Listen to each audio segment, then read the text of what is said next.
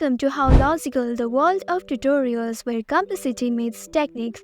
You are watching BIGO Live series part 10. In this video, I'll show you how you can change your location on BIGO Live application. For that, open your BIGO Live application. Below you will see various icons here. Click on that Me icon. Then click on the profile icon at the top right corner of the screen. Once you click on here, you will reach to this page. Here, click on that pencil icon at the top right corner of the screen.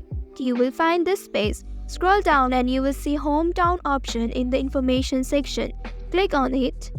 Choose the country you want to set. After selecting the country you want to change, click on that Confirm at the top right of the screen. And you're all done. You have successfully changed the location on BIGO Live. That's all for today's video. Thanks for watching till the end. If you found this video helpful, don't forget to like, share and subscribe the channel. Also hit that bell icon to get notifications for more such helpful tutorials.